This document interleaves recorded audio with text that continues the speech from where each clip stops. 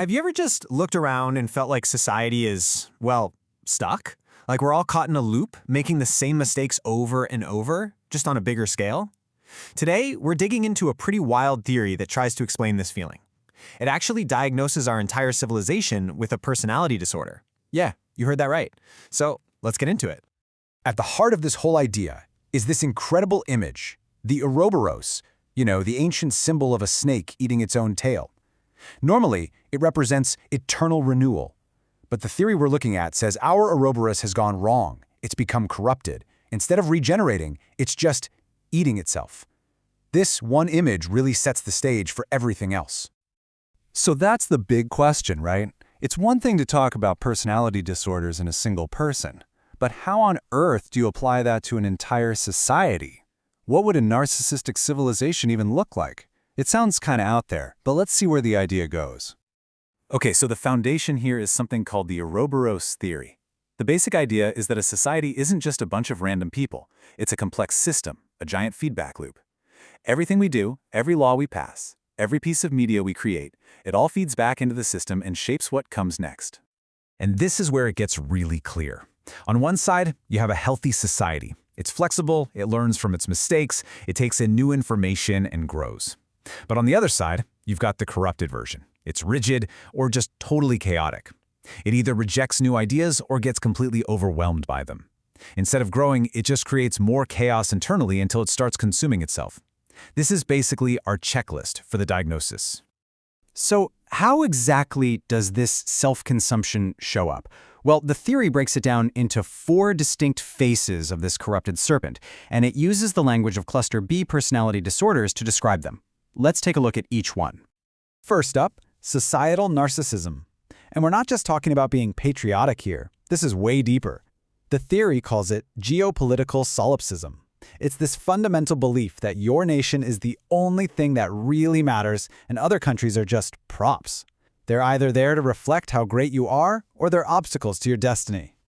And you can see how this plays out in the real world. You get something called capitalist realism, where our culture just endlessly recycles old movies, old music, old ideas, because we literally can't imagine a different future.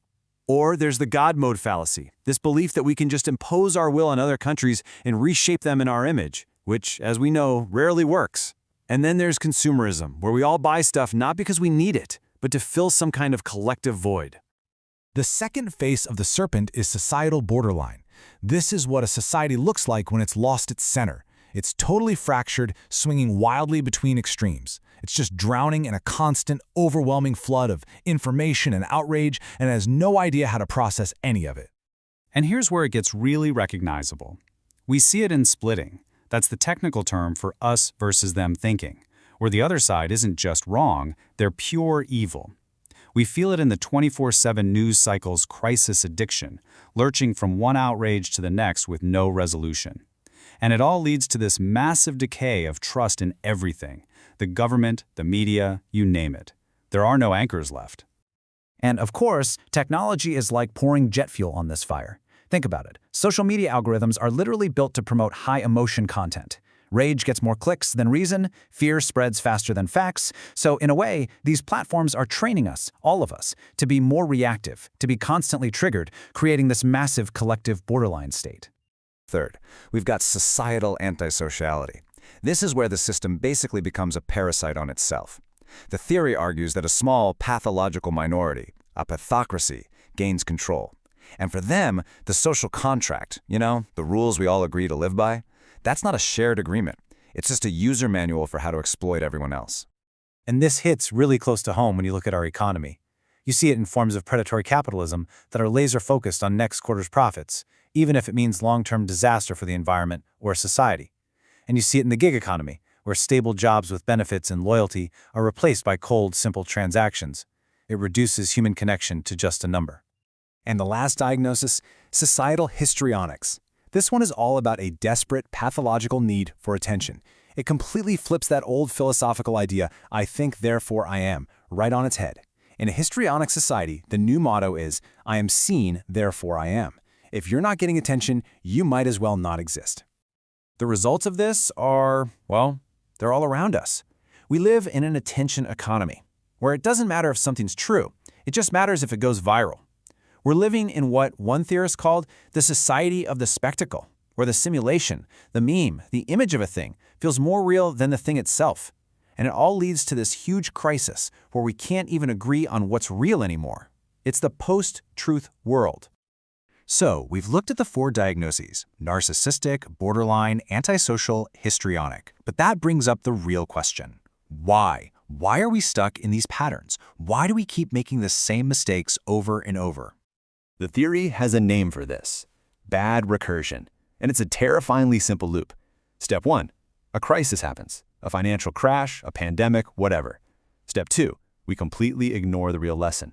Step 3, we go right back to doing the exact same thing that caused the problem in the first place. And step 4, the next crisis is even bigger. Sound familiar? And each of these disorders has its own special flavor of broken loop. The narcissistic loop is a static cycle. It's trying to freeze time and live in some imaginary perfect past. The borderline loop is just a chaos cycle, spinning its wheels in outrage but never actually going anywhere. And the antisocial loop, that's the parasitic one, hijacking the whole machine just to suck it dry. Okay, that was a lot of doom and gloom. So after all that diagnosis, you have to ask, is there a way out? Is there a path from self-consumption back to renewal? Can the serpent finally shed its old skin? Believe it or not, the theory does propose a solution, and it has a fantastic name: the radiant chomp. The idea is that instead of being consumed by our problems, we have to learn how to consciously and healthily consume reality, the good, the bad, and the ugly, and digest it. And it's not just a catchy name. There's a whole therapeutic process laid out here. It starts with mapping the loops, basically collective therapy. We have to look our past traumas like racism or colonialism right in the eye. Then we need to build a container, create new kinds of spaces like citizens' assemblies where we can actually argue constructively. And the final goal is real growth, getting away from the zero-sum I win, you lose mentality. When you boil it all down, this whole complex, sprawling theory comes down to this: one single, massive, collective choice. And that choice is whether or not we have the courage for that radiant chomp. The courage to look at the chaotic, scary, uncertain future, and instead of running from it, to bite into it, to metabolize it, and to use its energy to grow into something new and whole. So, that's the final question this theory leaves us with. It's a pretty stark choice, isn't it? Evolution or self-consumption? Can a society actually become self-aware enough to look at its own dysfunctions and consciously choose to heal?